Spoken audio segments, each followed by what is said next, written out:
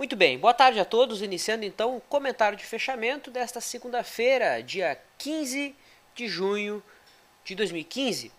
Quem conversa com vocês é Fábio Figueiredo, Vlad, como a maior parte dos amigos me conhece aqui no site. Trago então a movimentação do Ibov, dos principais mercados e os destaques deste início de semana, dia de vencimento de opções. Você que acompanha ao vivo pode interagir conosco através do nosso chat, e quem acompanha a gravação no YouTube pode entrar no nosso site leandrostormer.com.br e ali interagir não só conosco, mas também com todos os traders da comunidade LS. Muito bem, então na tela temos aí o gráfico do Ibov nesta segunda-feira, um dia que iniciou baixista, com o Ibovespa tocando então novamente a zona de suporte dado pela mínima do mês. Se a gente for ser bastante minucioso, é possível perceber que o mercado violou o suporte, praticamente tocou no topo de fevereiro do ano de 2015, que é a zona de suporte esperada aí, de prazo um pouquinho maior. Afinal de contas, nessa zona também passa a média móvel de 21 semanas, que foi tocada. Então, tá aí, ó. O mercado acabou de tocar a média móvel de 20 semanas. Eu não tinha me dado conta disso. A expectativa é de que a força compradora seja capaz de reverter a tendência atual no diário, que é de baixa. Por que eu digo isso? Porque no semanal, um prazo maior, o Ibov toca um importante objetivo após a correção iniciada em maio. É importante também salientar que a confirmação de um cenário mais altista se dá com os preços passando para cima de 54.230, que é a máxima então do mês, a máxima do retângulo, que a gente pode observar o Ibovespa trabalhando de maneira mais limpa, mais nítida no gráfico de 60 minutos. Tá ok? Então temos aí o Ibovespa tocando novamente a zona de suporte, a resistência 54.235. Vamos dar uma olhadinha no dólar. Então, na tela o gráfico do dólar futuro, que tem um pregão aí volátil, fechando próximo ao 0 a 0. No diário estamos com uma dificuldade de manter a tendência de alta, que é presente se a gente leva em consideração os zigue-zagues e a média móvel, a inclinação da média e a disposição dos preços em relação à média. Mas o mercado está com grande dificuldade de confirmar essa expectativa. Afinal de contas, os últimos pregões aí o mercado se comportou de maneira bastante errática, Até é possível nos 60 minutos aqui traçar um triângulo simétrico, coisa nesse sentido. No intraday, nós tivemos o dólar abrindo em gap de alta, rompendo a linha da água, gerando então venda para aqueles mais ousados, mais agressivos. Dentro do modelo que a gente trabalha, não houve venda naquele ponto. A gente aguardou a formação do primeiro movimento. Esse primeiro movimento foi acionado aqui no candle das 11h45. Passaram-se 1, 2, 3, 4, 5, 6, 7, 8, 9, 10. E aqui no 10º candle atingimos nosso stop no tempo, E o trade foi encerrado no ponto de entrada. De acordo? Então hoje no dólar não houve nenhum trade satisfatório. Na realidade o trade é 0 a 0, que não gerou nenhum tipo de retorno. Ao contrário do índice futuro. O índice futuro sim gerou uma bela venda logo pela manhã. A gente estava ao vivo, inclusive, no chat de abertura. Esse trade foi dado praticamente ao vivo. Eu saí 2 minutos antes do candle fechar.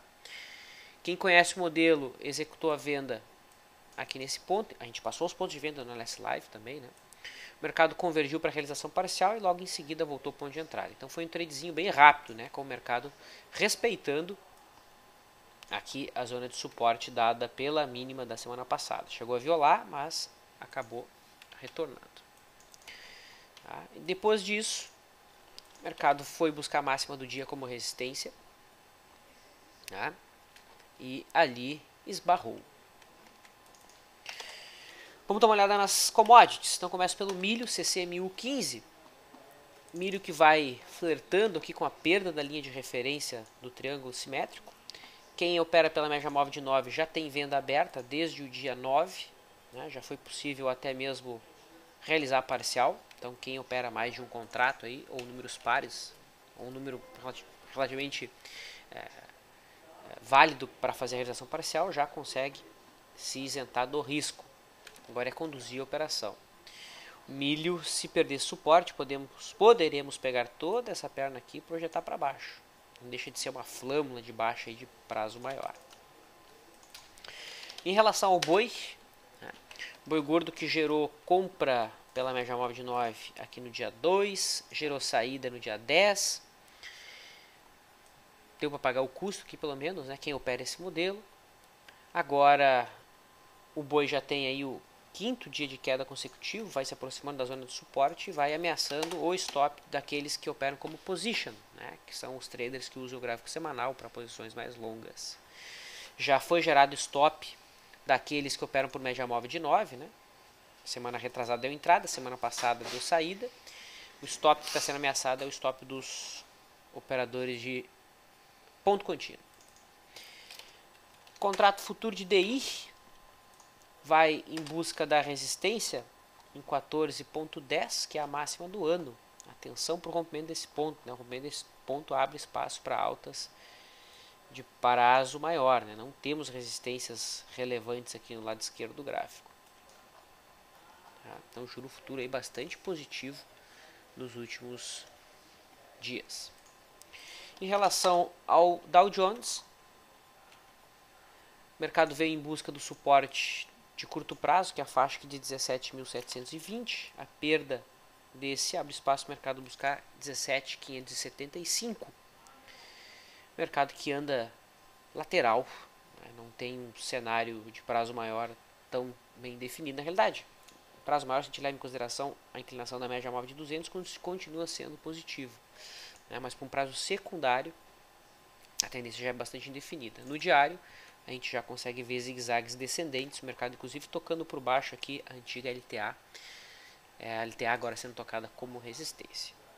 Antes da gente passar para os destaques, posições que estão em aberto. Dentro do método Leandro não há nenhuma posição em aberto. A única posição que está em aberto é pelo FR2 SUSB5. SUSB5 que tem trade com alvo em 16,47 no atual momento. Em relação aos destaques, novamente os bancos chamaram a atenção, né? Tocaram aqui o fundo anterior, violaram inclusive, né?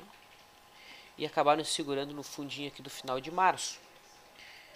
A superação da máxima de hoje abre entrada dentro do modelo de retorno à média de prazo mais curto, denominado de Peg Leg, que é o modelo descrito pelo Alan Farley, trader americano, que inclusive tem alguns treinamentos dele na nossa loja. A superação dessa máxima abre espaço de algum tipo de retorno à média no setor dos bancos. Coloco aqui YouTube, que vai deixando um candle comprador em cima de uma zona de suporte. Lembrando que eu estou aqui com o gráfico ajustado, né? Porque houve um grande provento. Ah, não, é na Itaúsa que tem o provento. Na Itaúsa que tem o provento maior. Aí, ó. Mas o gráfico não muda muita coisa. O Bradesco também vai deixando um candlezinho de dúvida. Então, atenção para amanhã, a eventual superação da máxima de hoje no setor bancário. O papel que corrigiu dentro de uma tendência de alta mais clara foi Brasil Foods, né? Que toca agora como suporte a antiga linha de resistência do triângulo simétrico. Tá? Percebam como o mercado se segurou no topo histórico lá em 68,50. Recuou e agora toca a antiga LTB como suporte. Superação da máxima de hoje. Amanhã gera entrada para quem opera correções mais curtas, né? O modelo que opera esse tipo de movimento é o modelo do Dave Landry descrito no método Storm. DIR 3 é um papel que eu chamo a atenção, pois ela toca ou tocava. Deixa eu ver se estou com o gráfico correto aqui. pegar certinho aqui. Eu tinha visto ela tocando numa linha de referência do canal de baixo. Ah, agora sim. Lá, ó. Tá tocando na linha de referência do canal de baixo duplicado, né? Depois de 1, 2, 3, 4, 5 movimentos. É um papel que apanhou bastante aí nos últimos períodos, né? Nas últimas semanas. A última perna de queda tem nada mais, nada menos que 10 semanas. O mercado já cai há 11 dias. Então qualquer superação de máxima chama a compra para quem gosta de operar retorno à média. Percebo que numa ótica de prazo menor ainda dá para chamar isso aqui de movimento completo, né? Ó, 1, aqui 2,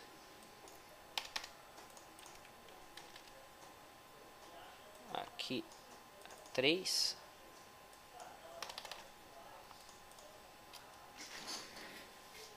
aqui a 4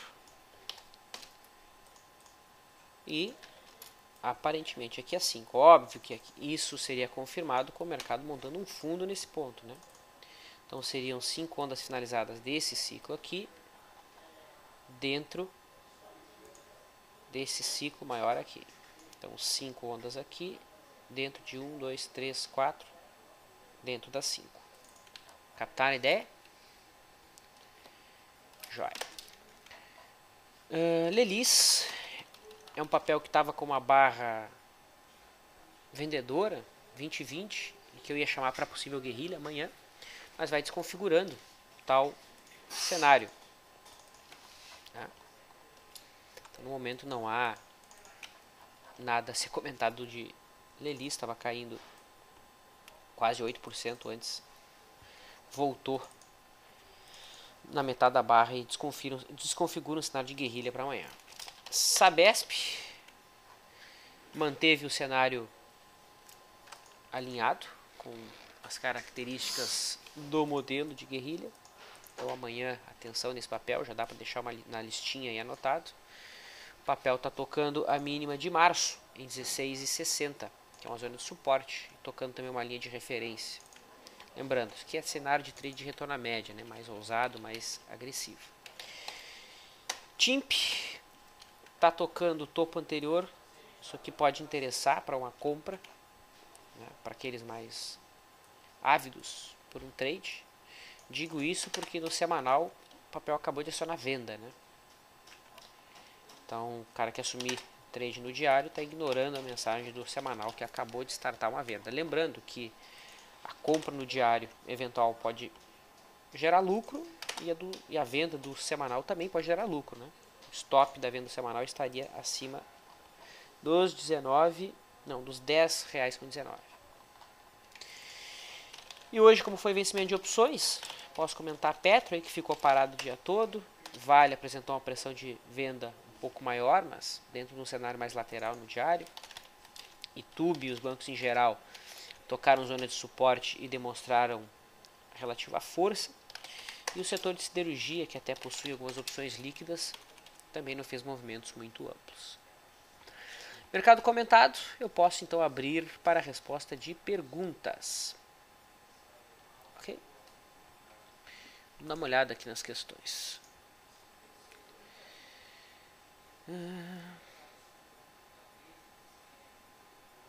O Carlos 7, do seguinte: Vlad, quando se opera pela média móvel de 9 no milho, não deveria estar sempre posicionado ou na compra ou na venda?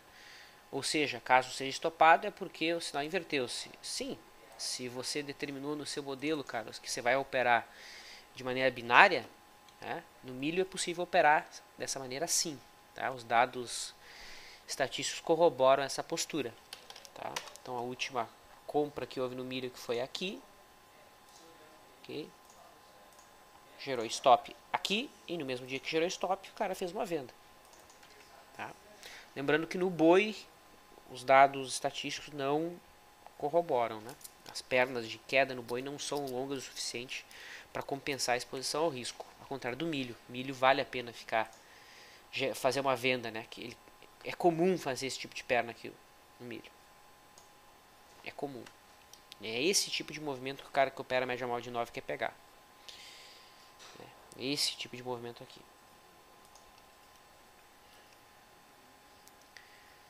Seguindo com as questões. O call pede uma avaliação de LREN3, lojas Renner. Papel que demonstra força, né?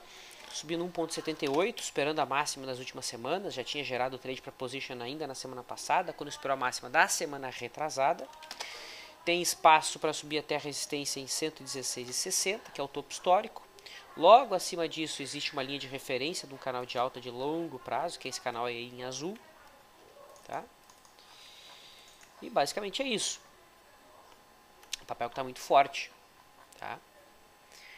No diário, porém, eu não vejo nenhuma entrada exatamente agora. Né? Houve uma entrada por realização frustrada. Ó. Preto, branco, preto, com a média subindo. A média não estava subindo. Então já caí em contradição. Já não era um cenário tão limpo como eu anteriormente havia dito. Tá? Só no semanal, mas o semanal ainda gerou entrada ainda semana passada. Na realidade tem um Dunningham de alta, né?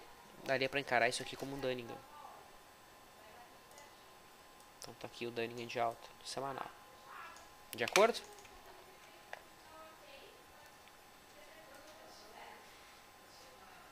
Ciri 3 é a solicitação de Marina, se não é alguma entrada no papel. Bom, Cirela está confirmando o candle da semana passada que havia perdido o suporte. Tá? Ela questiona se não há venda hoje. Não é o cenário de venda que a gente busca, Marina, porque o papel já vem em queda há vários dias seguidos, né? O timing perfeito para se fazer uma venda teria sido aqui no dia 9, só que nesse dia aqui não era um cenário tão tranquilo, por quê? O mercado perdeu muito rente, né? Ou seja, não deixou uma margem suficiente para se montar uma venda em relação ao ponto perdido. E perceba que logo abaixo nós já tínhamos a mínima do ano, né? Então não era uma venda boa. Óbvio que agora é fácil de falar, né? Se eu tivesse feito a venda lá, eu teria ganho 7%. Só que naquela situação eu não sabia que o mercado ia perder esse suporte. Né? Na sexta-feira o mercado nem respeitou o suporte do ano, né? Que não era só o suporte do ano, era a mínima de 2011. Então o mercado tem uma simetria bem aberta, baixista. O problema é fazer uma venda agora, né? Olha quantos dias o mercado está caindo. Né? Percebe também que não há tanto aluguel disponível. Tem o quê? 3 mil ações aqui, 3.500 ações. Ou seja, um pouco mais de 30 mil reais. Então, é difícil a gente fazer uma venda nesse tipo de ativo. Tá? Quando não tem aluguel assim, né, os contratos começam a vencer e os traders se veem obrigados a fechar suas posições. E isso implica no quê? O preço subindo, né? Então, por isso que é ruim fazer venda em papel que tem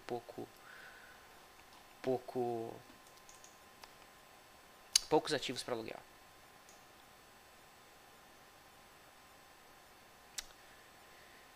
O Marcelo faz uma boa pergunta. Ele diz o seguinte: podemos considerar que o trabalho do trader hoje em dia é identificar setups, fazer backtest e programar robô? Pode ser, Marcelo.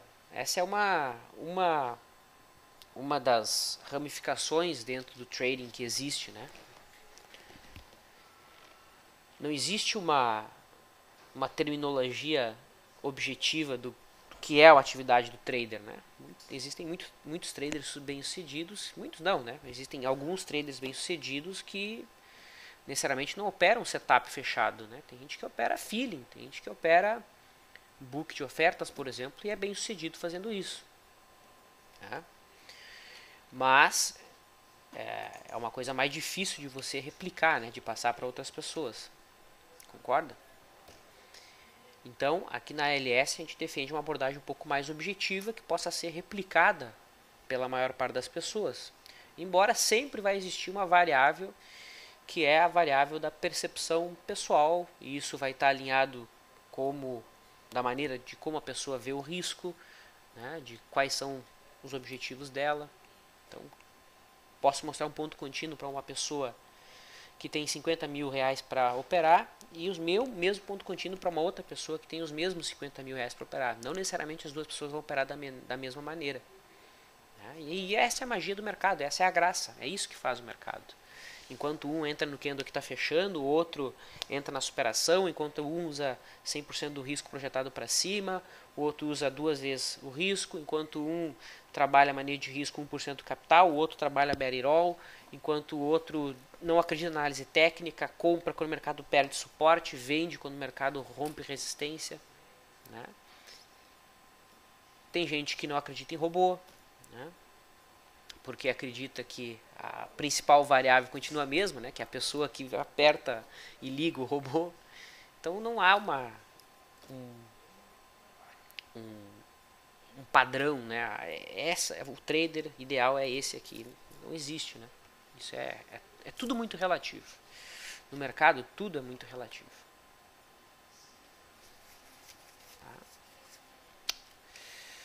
Falando no ponto contínuo, o chefe que questiona o que é o modelo, né? Ainda não achei a descrição no site dos cursos, poderia explicar?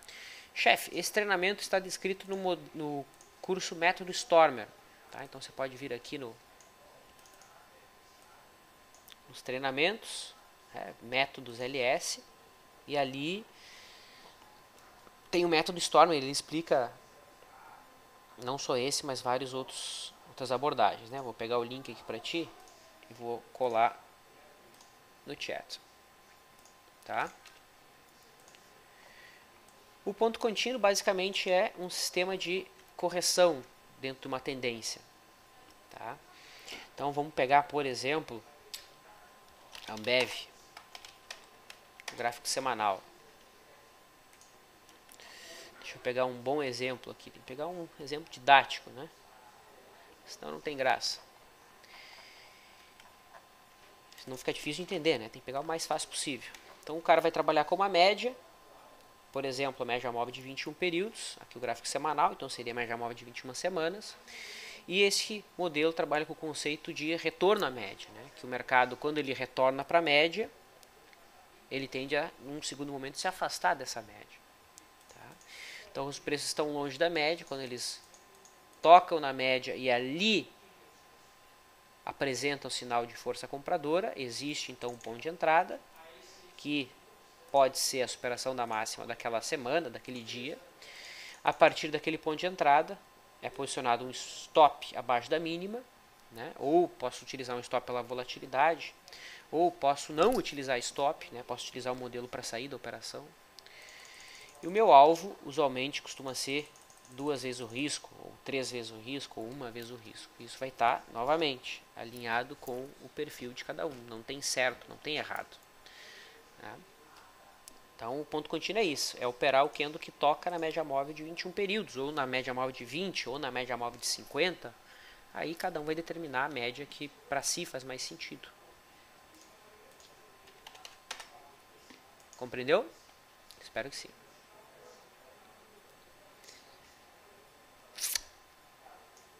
O Carlos 7 novamente pede sim em relação a SUSB, né, pelo FR2. Não seria o caso de sair já hoje, visto que a máxima de ontem e hoje só será superada no abertura em gap de alta amanhã? Bom, Carlos, quando o modelo foi traçado, óbvio que se você está na posição, você pode sair quando você achar conveniente. Né? Pela operação que foi montada, ela tinha bem claro quais eram os pontos de saída. Né? Ou era no stop, ok? O stop está em 15,32, ou quando o mercado tocar a máxima dos últimos 2 dias. Tá? E no momento, hoje, a máxima dos 2 dias está em 16,47. Amanhã, obviamente, ele vai considerar a máxima dos últimos 2 dias, que vai estar aqui em 16,16. Então, ou é aqui, ou é aqui. Se o mercado continuar em queda, a gente vai renovando a saída e, pelo modelo que foi planejado, é assim que a gente conduz a operação. Tá? Por quê? Porque provavelmente quando a gente passa pela tentação de querer mudar o plano no meio do caminho, isso significa que nós estamos sendo influenciados pelas nossas emoções. Estamos sendo influenciados pelas agências de notícias, estamos sendo influenciados pelos fóruns de internet, estamos sendo influenciados hoje em dia pelo Facebook. Né? E se você está operando pela emoção, respondendo aos seus instintos, muito pouco provável que você vai conseguir consistência na sua abordagem de trader. Tá? Não estou dizendo que você não pode conseguir consistência, mas é muito mais difícil. Tá? Então é por isso que a gente mantém o plano até o final. E óbvio que existem dicas, entre aspas, né, manhas para que você consiga seguir o seu plano. Tá? E obviamente nem sempre é fácil. Né? Nunca é fácil, melhor dizendo.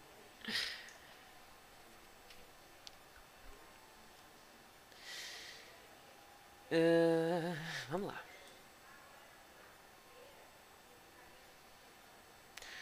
E existe uma confirmação com IFR no ponto contínuo, não é, Vlad? Diz o Alex Freire.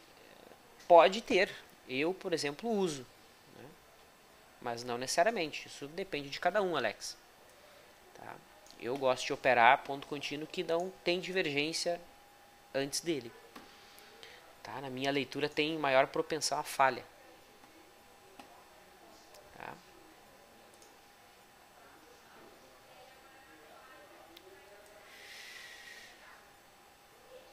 RADL3 pede VK.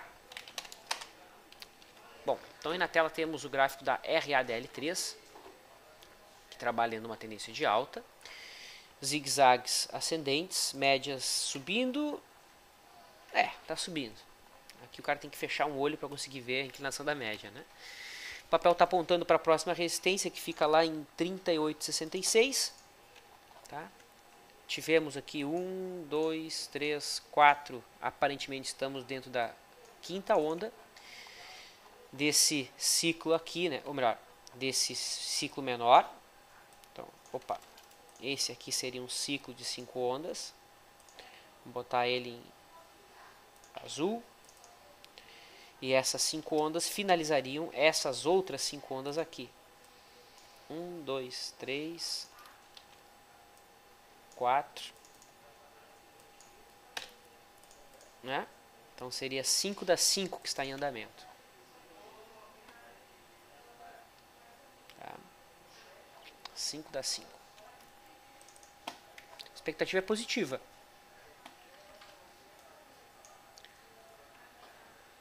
O que acha em tiro curto na YouTube, diz o Mark?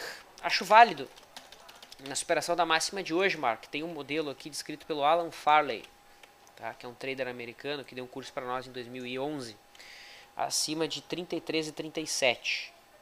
Essa seria uma entrada, stop abaixo da mínima. Você pode utilizar um parâmetro da volatilidade. Tá? Então, como é um trade contra a tendência, o ideal seria utilizar 10% da média da volatilidade, ou seja, 2,5% de alvo. Tá? Essa seria uma abordagem válida.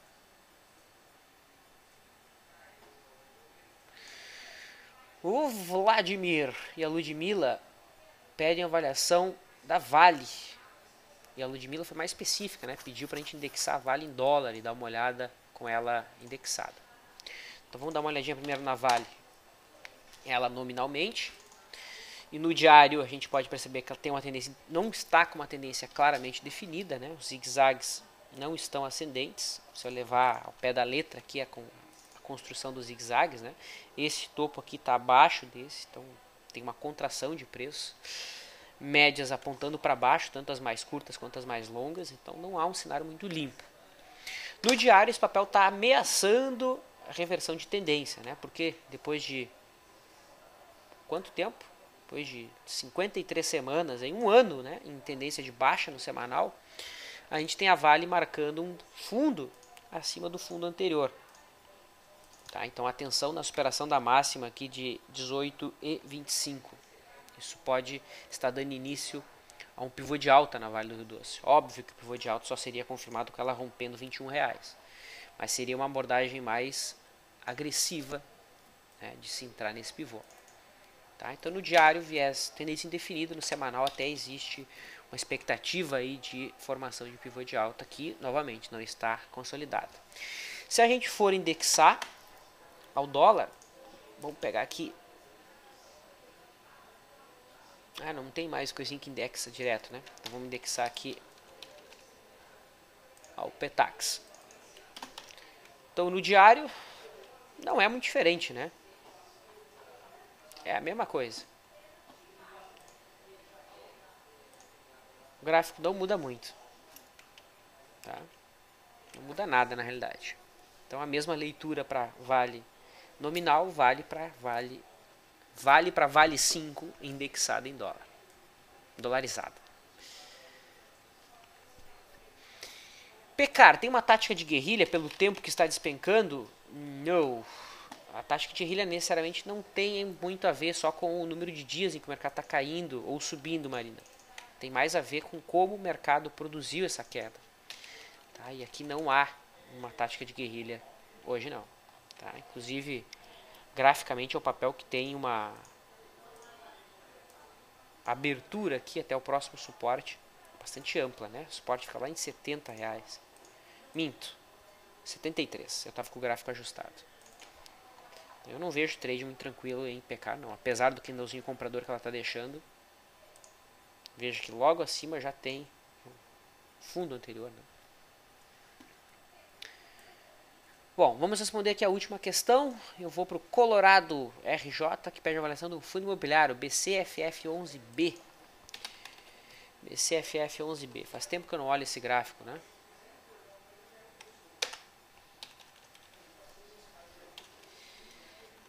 Então, olha só. Aqui eu tenho o gráfico não ajustado da Vale, né? Ou seja, o gráfico que leva em consideração somente o preço das cotas. Se eu levo em consideração os dividendos, então olhem como fica diferente, né? Bem diferente.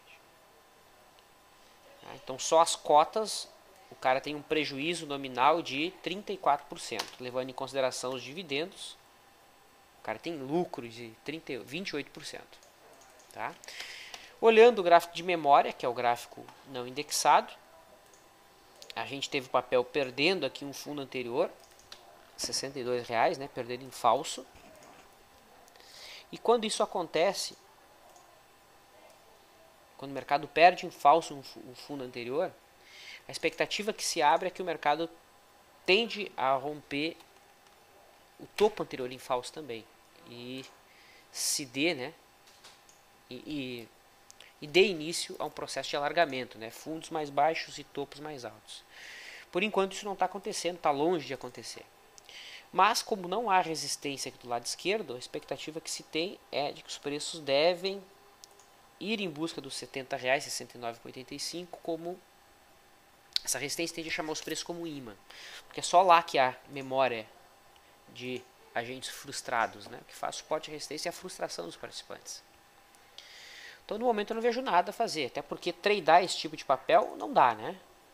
Tem R$300 mil de negócio. Isso aqui é para acumular com prazo maior, e aí quem vai validar a acumulação ou não é uma avaliação dos fundamentos do fundo. Tá?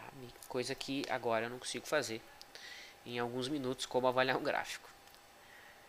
Tá bom? Legal, ficaram várias questões aqui que eu não vou conseguir responder. Tá? Agradeço a participação de todos, deixo um abraço, amanhã a gente volta a conversar e acompanhar o mercado. Tá bom? Bom descanso a todos.